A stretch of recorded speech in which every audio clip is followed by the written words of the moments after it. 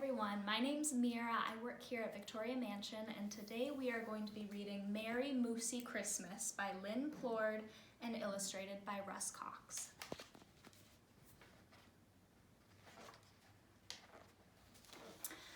Everyone deserves a holiday break.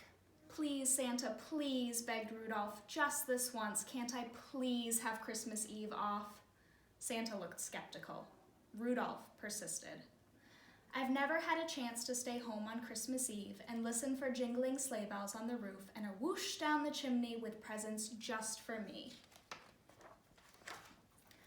Santa's heart was as soft as his belly. Ho, ho, ho, he laughed. Okay, Rudy, just this once. But first we must find a worthy replacement to lead my sleigh on the most special night of the year, and you must help me train him. And so Santa and Rudolph set off in search of the perfect substitute. What about him? Asked Santa. Wrong size, said Rudolph. How about that one? Santa pointed. Too feathery, said Rudolph. Antlers? Asked Santa. Horns, said Rudolph. Discouraged, Santa and Rudolph flew northward. Sorry, Rudy, said Santa. It looks like you won't get Christmas Eve off after all. Whoa, wait, what's that? Exclaimed Rudolph. They landed the sleigh at the edge of a forest. Rudolph and Santa measured, poked, and probed. Should do, would do, could do, with a little training, they agreed. The moose seemed willing. What should we teach him first? Asked Santa. Nose glowing, answered Rudolph.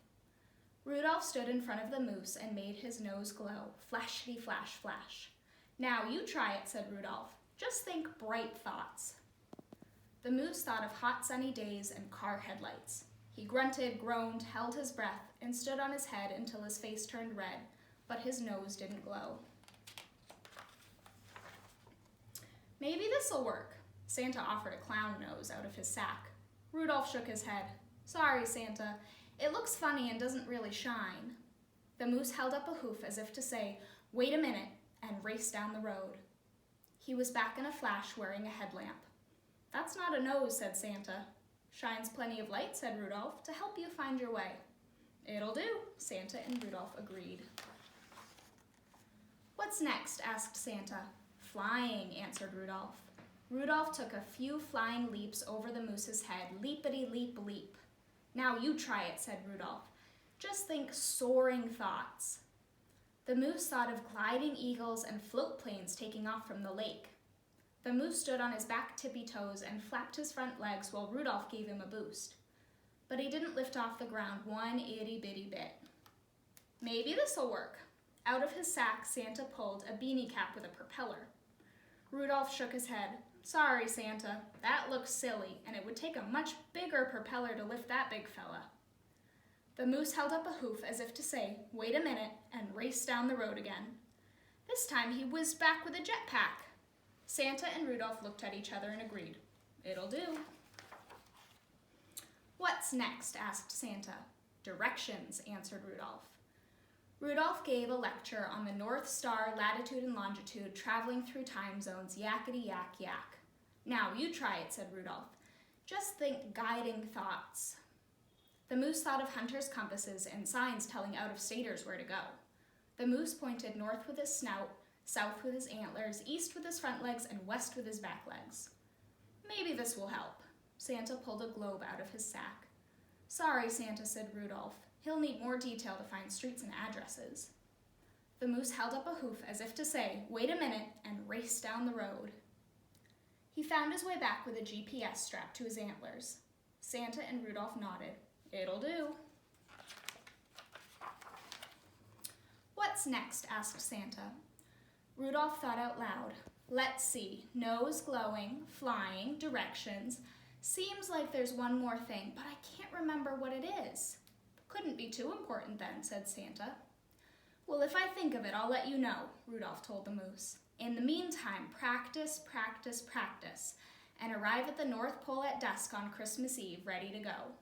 Thanks, Moosey, added Santa, giving the moose a pat. Santa and Rudolph headed back to the North Pole where they were busy getting ready for Christmas Eve. The moose stayed home where he was dizzy getting ready for Christmas Eve. The moose couldn't help himself. He was so anxious. He arrived at the North Pole at dawn on Christmas Eve day. He tried to stay out of the way while Santa, Rudolph, the elves, and the other reindeer finished all the final preparations for the big night. Rudolph stayed with the sleigh until the last second, making certain everything was perfect. "Not having second thoughts about staying home this year, are you, Rudy?" asked Santa. Rudolph gulped a big gulp, leaned over, and whispered, "Doesn't matter if I were. Look how excited the big guy is to have a turn leading your sleigh." "You're right," Santa winked. "But still, it won't be the same without you." Rudolph turned for home before more than his nose turned red. At last it was time to go. "Giddy up," shouted Santa. The moose soared skyward. Santa ordered, "To Rudy's house first, Moosey. He's been waiting a lifetime for this special night. We mustn't keep him waiting." The moose flew to Rudolph's, straight and steady. Rudolph had barely been home long enough to set out peanut butter cookies for Santa, his favorites, and blueberry muffins for the moose to make him feel right at home. To his surprise, he heard sleigh bells. Could Santa be arriving already? Rudolph jumped into bed and pretended to be asleep. He listened for the whoosh down the chimney, but instead he heard crash, bang, boom. Rudolph jumped out of bed and looked up the chimney. Santa rolled out of the sled and looked down the chimney. They shouted, "Landings! We forgot to teach him how to do landings!" Rudolph hurried onto the roof and helped to right the sleigh. But before he could utter a word on how to do landings, the moose held up a hoof as if to say, "Wait a minute." Rudolph interrupted. "I know. Climb in. I'll take you." Rudolph jetted the sleigh back to Moosey's favorite store. "They'll do," Santa and Rudolph agreed. "Hurry, there's no time to waste. Millions of kids are counting on you," Rudolph shouted. Santa snapped the reins and the sleigh lifted off, with Moosey leading the way. And that Christmas Eve, some pretending to be asleep children not only heard jingling sleigh bells and whoosh down the chimney, but also, "Merry Moosey Christmas to all, and to all a good night."